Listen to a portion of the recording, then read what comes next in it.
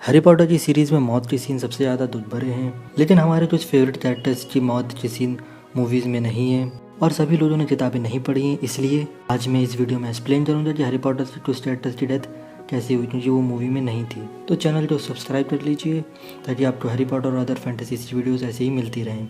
Number 1, Remus Lupin and Nymphadora Tonks. Battle of Hogwarts के दौरान टॉन्स इस बात पर राजी हो गई कि वो बैटल में नहीं जाएगी अपने बच्चे की वजह से, लेकिन वो अपने आप को रोक नहीं पाई अपने पति को डेंजरस बैटल में जाता देखकर।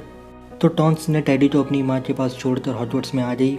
रीमस को लास्ट टाइम डोलोहॉफ के साथ लड़ते हुए देखा गया और कुछ समय बाद ही डोलोहॉफ ने रीमस का मर्डर कर दिया। रीमस जो लड़ने की कंडीशन में नहीं थे मारे गए।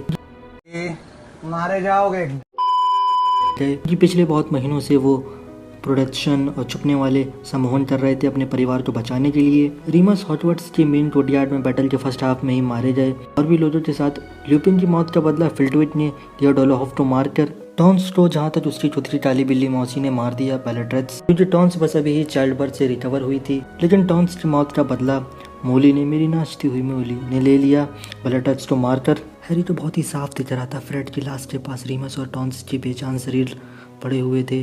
Number 2, Fred Weasley. जैसा हमें से ज़्यादातर लोग जानते हैं कि फ्रेड की डेथ बैटल ऑफ हॉगवर्ट्स में ही हुई थी। फ्रेड और जॉर्ज महल के छुपे हुए गलियारों को डिफेंड कर रहे थे पर्सी के साथ। पर्सी जो जादू मंत्री से फाइट कर रहा था, पर्सी ने जोत भी मारा। तभी फ्रेड कुछ बोला, तुम मजाक कर रहे हो पर्सी, तुमने सच्ची में कोई जोत मारा? पर्सी, मुझे नहीं लगता कि मैंने तुम्हें जोत मारते हुए सुना है। जब से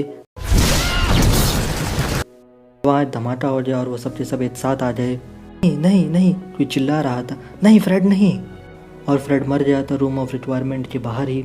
फ्रेड एक धमाके में मारा गया। मरने से पहले फ्रेड ने जो एक आखिरी बात सुनी थी वो पर्सी का जोत ही था। पर्सी फ्रेड की लाश के पास से हिला नहीं जब तक हैरी ने फ्रेड की बॉडी को किसी सेफ जगह नहीं रखवा दिया। बाद में फ्रेड की बॉडी को ग्रेट हॉल में ले आया गया, जहाँ उसका परिवार और उसके दोस्त उसकी मौत की घटना से बहुत ही ज़्यादा दुखी थे। Number 3, Peter Pettigrew. पेटिग्रू की डेथ मैल्फॉय मैनर में हुई थी। हैरी, रॉन और बाकी के लोग नीचे बेसमेंट में बंद थे। जब पेटिग्रू नीचे आया दरवाजा खोलने के लिए, रॉन और हैरी ने उसे दबोच लिया। उन दोनों ने अपने आप को पहले ही आज़ाद कर लिया था। रॉन ने पेटिग्रू की छड़ी छीन ली। पेटिग्रू अभी भी हैरी का गला दबा रहा था। हैरी ने उसे याद दिलाया कि वो एक जिंदगी का कर्जदार है उसके ऊपर। वोल्डेमॉर्ट ने उस हाथ पर श्राप कर दिया था जो उसने पेटिग्रू को दिया था। जब पेटिग्रू नर्वस हो गया और हैरी पर दया दिखाने की कोशिश की मैल्फॉय मैनर से भगाकर, तो वोल्डेमॉर्ट के दिए हुए चांदी के हाथ ने पेटिग्रू का गला दबाने लगा। हैरी और रॉन ने बहुत कोशिश की पेटिग्रू को बचाने की, लेकिन वो उसे नहीं बचा पाए और उस चांदी के हाथ ने पेटिग्रू का गला दबा दिया। हैरी भले ही पेटिग्रू से नफरत करता था क्योंकि उसने उसे धोखा दिया था और वो डरपोक भी था, लेकिन वो कभी भी पेटिग्रू की ऐसी मौत नहीं चाहता था, क्योंकि पेटिग्रू को पछतावा था अपनी ज़िंदगी पर लिए हुए फैसलों के ऊपर। पर उसका हो ही जा सकता था। अब तो मौत उसका इंतज़ार कर रही थी, उसके हाथ नहीं उसे मार डाला। Ariana Dumbledore. एरियाना डम्बलडोर की बहन है। डम्बलडोर की यंग एज में ग्रिंडेलवाल्ड टॉर्चर हॉलो में अपनी आंटी पैथिल्डा बैथसोट के पास रहने आया था। जब उसे डांड पर लात मारकर डमस्ट्रैंड से निकाल दिया गया था काला झाटू काला जादू करने के लिए। एल्बर्ट और गैलेट जल्दी अच्छे दोस्त बन गए, क्योंकि वो दोनों ही बहुत ही ज़्यादा टैलेंटेड थे, या फिर उन दोनों की ठहरत थी एक दूसरे पर। Why are you gay? उन्होंने जादुई दुनिया पर कब्जा करने के प्लान बनाए। एल्बस का बजरीचोद भाई एबरफोर्थ इस प्लान से एग्री नहीं करता था। ग्रिंडेलवाल्ड ने एबरफोर्थ से ड्यूल स्टार्ट कर दी। बाद में एल्बस को उसे रोकने के लिए बीच में आना पड़ा। बीच में हरियाणा भी आ गई और वो मर गई। तभी ये पता नहीं चला कि उन तीनों में से किसके श्राप से हरियाणा मरी थी। कौन हरियाणा का सच्चा कातिल था। एबरफोर्थ ने कभी भी एल्बस को हरियाणा की मौत के लिए माफ़ नहीं किया और एल्बस ने कभी भी अपने आप को खुद भी माफ़ नहीं कर पाया हरियाणा की डेथ के लिए। जब गैलेट ग्रिंडेलवाल्ड को एल्बस डम्बलडोर ने हरा दिया तो उसे जादू मंत्रालय के पास ले आए। जादू मंत्रालय ने यह फैसला सुनाया कि ग्रिंडेलवाल्ड को उसी के महल नर्मंडार्ड में जेल में कैद कर दिया जाएगा। डम्बलडोर से हारने के 53 ईयर्स बाद ग्रिंडेलवाल्ड जब एक दिन अपने सेल में उठा तो उसने वहाँ लॉर्ड वोल्डेमॉर्ट को देखा, जो वहाँ एल्डरवॉन्ड की तलाश में आया हुआ था। वोल्डेमॉर्ट सोच रहा था कि ग्रिंडेलवाल्ड सरप्राइज हो जाए उसको वहाँ देखकर और डरा हुआ हो, लेकिन ऐसा कुछ भी नहीं था। उल्टा वोल्डेमॉर्ट खुद ही सरप्राइज हो गया ये देखकर कि ग्रिंडेलवाल्ड खुद ही उसका वहाँ इंतजार कर रहा था। उसे पता था कि वोल्डेमॉर्ट लेने उसके पास ज़रूर आएगा। ग्रिंडेलवाल्ड वोल्डेमॉर्ट से बिल्कुल भी नहीं डरा और उसने उसका नाम लेकर उसका मजाक भी उड़ाया। वोल्डेमॉर्ट को इसी बात पर इतना गुस्सा आया कि उसने ग्रिंडेलवाल्ड को वहीं मार दिया। हमें एट द एंड में पता चला कि ग्रिंडेलवाल्ड ने अंत तक डम्बलडोर से प्यार करता था, क्योंकि उसने तो एल्डरवॉन्ड का पता नहीं बताया, क्योंकि वो नहीं चाहता था कि वोल्डेमॉर्ट एल्डरवॉन्ड तक पहुंचे और डम्बलडोर की ग्रेव पे जाए। Mad I Moody. 7 पॉटर्स की उड़ान के दौरान मूडी और फ्लेचर नॉर्थ की तरफ थे।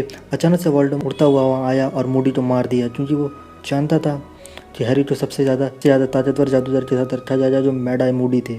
मंडनजेंस वोल्डेमॉर्ट जो देख के घबरा गया और अचानक वहाँ से गायब हो गया।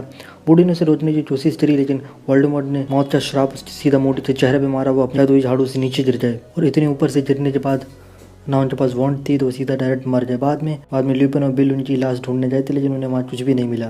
उन्हें मूडी की लाश तो कहीं नहीं मिली क्योंकि वे उसे ढूंढ रहे थे ताकि उन्हें सम्मान से दफनाया जा सके। लेकिन बाद में हैरी तो अमरीज के ऑफिस में मूडी की आँख मिल जाती है तो वह उसे बहुत ही अच्छे पेड़ के सामने दफना देता है। बहुत ही अच्छा फ्यूनरल तो नहीं था लेकिन मूडी के लिए कुछ तो था कम से कम। हैरी इस बात से खुश था कि उसने कम से कम मूडी के लिए कुछ तो किया। हेलेना रेवेंटलो चंद्रिका चीलजात की बेटी थी। हेलेना बचपन से ही अपनी माँ की छत्र छाया में रही थी और वो अपनी माँ से जलती थी। अपनी माँ की समझदारी से और उसकी इंपॉर्टेंस से बहुत ही ज़्यादा जेलस होती थी। मन में इतनी ज़्यादा जलन के कारण हेलेना ने अपनी माँ का मुकुट चुरा लिया जब वो स्कूल में थी। हेलेना मुकुट लेकर स्कॉटलैंड से भाग गई ये सोचते हुए कि वो मुकुट उसे बहुत ही ज़्यादा समझदार बनना था, इतना ज़्यादा कि वो अपनी माँ से भी ज़्यादा समझदार बन जाएगी। चंद्रिका चीलजात अपनी बेटी की इस हरकत से इतना ज़्यादा शर्मिंदा थी कि उसने कभी भी इस कहानी पर विश्वास नहीं किया और हमेशा ये बात छुपाई कि उसके पास से मुकुट कभी भी चोरी हुआ ही नहीं। जब चंद्रिका चीलजात अपने डेथ बेड पे थी तो उन्होंने बैरॉन से कहा जो नासत्ती का खूनी नवाब है और नासत्ती हाउस का भूत भी है जो हेलेना से बहुत ज़्यादा प्यार भी करता है। रेवेंटलो ने उससे कहा कि जाओ हेलेना को ढूंढ कर लाओ ताकि मैं उसे आखिरी बार देख सकूं अपने मरने से पहले।